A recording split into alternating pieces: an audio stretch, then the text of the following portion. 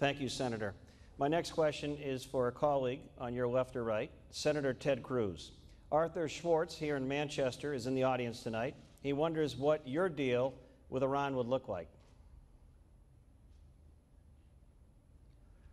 Well, Jack, thank you very much. Thank you for allowing us to be here via satellite. We had to be here to vote to defund Planned Parenthood, and I hope very much that we see Republican leadership actually lead the fight to get it done and we stop funding Planned Parenthood. Let me answer the question you asked because it's a very important one. I believe this Obama-Iranian nuclear deal is the single gravest national security threat facing America. It is a catastrophic deal. If this deal goes through, several things will happen. First of all, roughly $100 billion, over $100 billion, will flow into Iran. Iran is the world's leading state sponsor of terrorism. That money, in turn, billions of it will go on to Hamas, to Hezbollah, to the Houthis.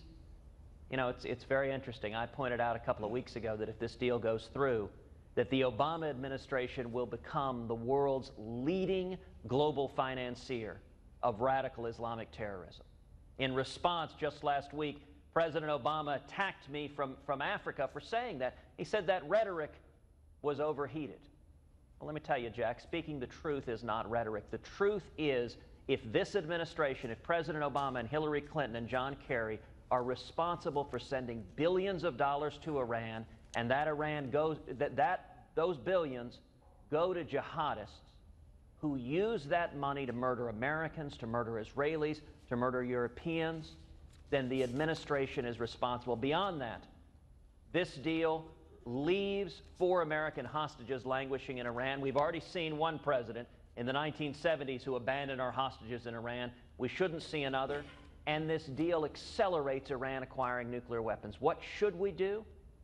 I've already introduced legislation in the Senate that would reimpose sanctions, that would strengthen them, and that would lay out a clear path, a sensible path for Iran to lift sanctions, that they would disassemble all 19,000 centrifuges, they would hand over their enriched uranium, they would shut down their ICBM program, which exists for one purpose, and that is to carry a nuclear weapon to the United States of America, and they would cease being the world's leading state sponsor of terrorism. Over the next 60 days, I'm going to do everything I can to mobilize and energize the American people against this catastrophic deal, because I think it is a profound threat to the safety and security of America, and we need a commander-in-chief that will defend this nation. Senator Tom Boucher of Bedford, New Hampshire is in the audience. He asked, tell us about a time when your judgment has been tested in crisis and what you want us to appreciate about your judgment.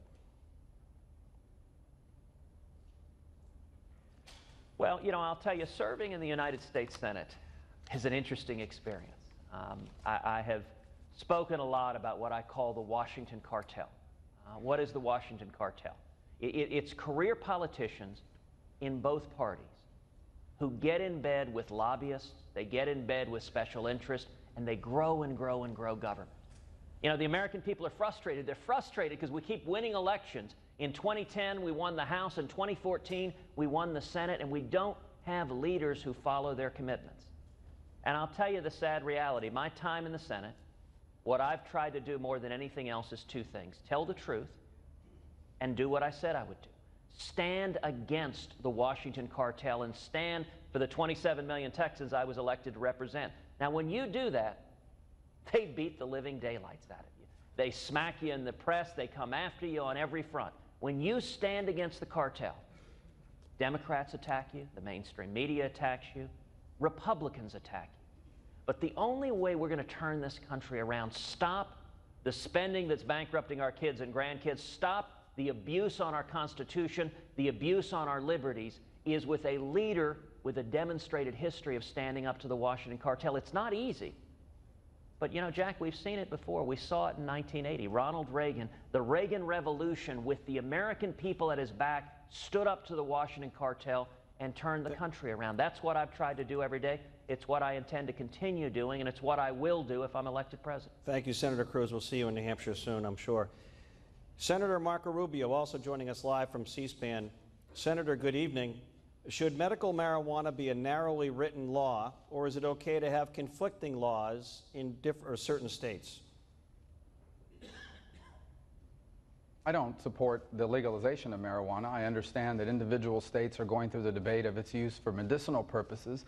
I know in Florida that debate's ongoing. And as long as it truly is for medicinal purposes, and even at the national level, goes through, for example, the FDA process that any other medicine would have to go through, that's something I'm willing to explore. What I do not support is the legalization of marijuana or any other additional intoxicant. This country is already paying a significant price for illegal use of drugs and even alcohol, which is legal. You talk about New Hampshire for a moment. One of the stories that has not been as reported nationally is the fact that many of the people who today that are dependent on heroin are because they became dependent on prescription opiates. And when it became difficult to acquire those prescription opiates through the pharmacy system, they unfortunately became hooked on opium and heroin in the streets as a result of it. And so I'm not in support of any additional intoxicants being legalized, something like marijuana. For medicinal purposes, if it underwent a FDA process and it was truly designed to be used as medicine, not as a way to get high, that's something I would be willing to explore. Senator Rubio, if elected president, what would your policy be for the undocumented aliens in the United States already?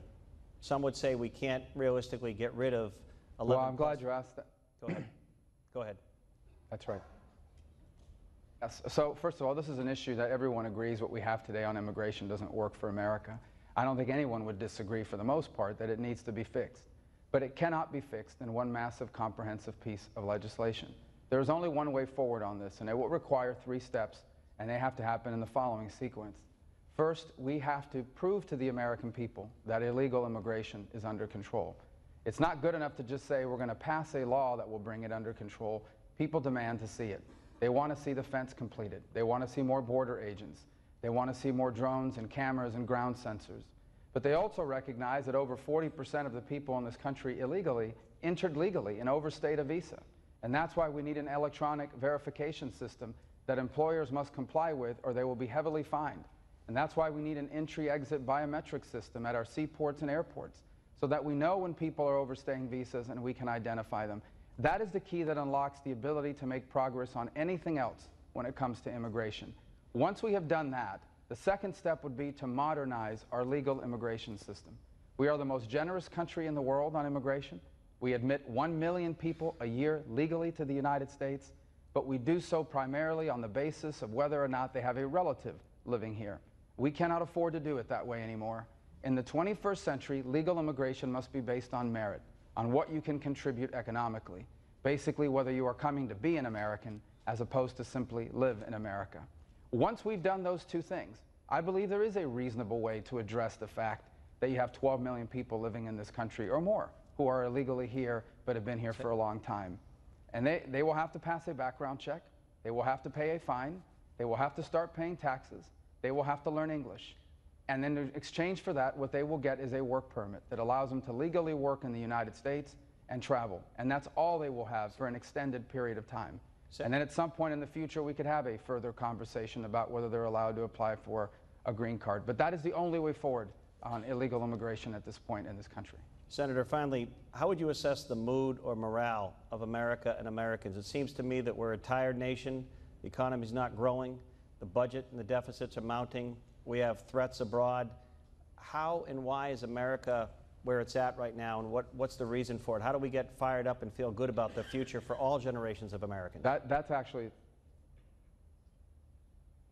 Go ahead. That's actually the fundamental question of this election. This nation is at a pivotal moment in its history.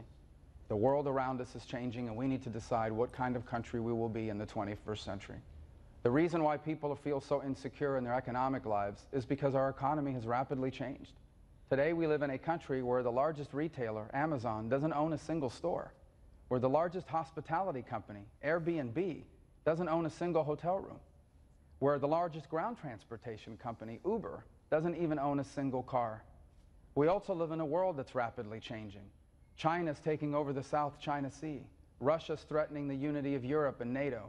Iran is on the verge of acquiring not just a nuclear weapon, but as Senator Cruz pointed out, the ability to deliver it to the United States.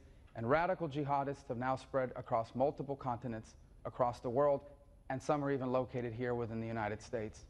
The result of all these changes is it makes people feel insecure because they recognize that the old ways of doing things no longer work. but no one has outlined the way forward in the 21st century.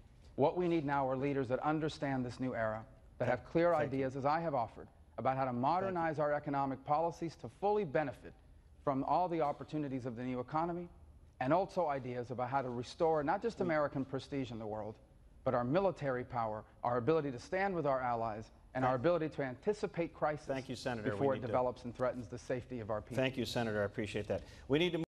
I want to know if any of them have received a word from God on what they should do and take care of first. Senator Cruz, let's start from you. Any word from God?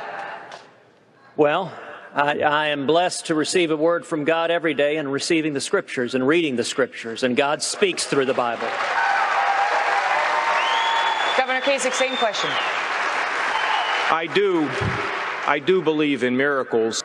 The Lord's not picking us, but because of how we respect human rights, because that we are a good force in the world, He wants America to be strong, He wants America to succeed, and He wants America to lead. And nothing's more important to me than my family, my faith, and my friends. Governor Walker, same question.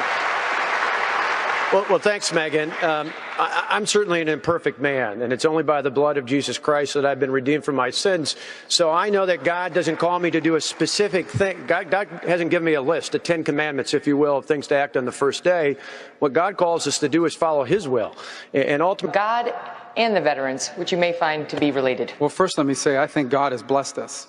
He's blessed the Republican Party with some very good candidates. The Democrats can't even find one. Carson, question to you about God and His role, but also one of the issues that the public was very interested in, and we touched on it earlier, is race relations in this country. And I wouldn't necessarily be broadcasting to everybody what we're going to do. It's because I'm a neurosurgeon. Same question. I'm proud of my dad, and I'm certainly proud of my brother. Same question. Put mandates on the states that we had to suck up and pay for. Same question. And we need brain in this country to turn it around.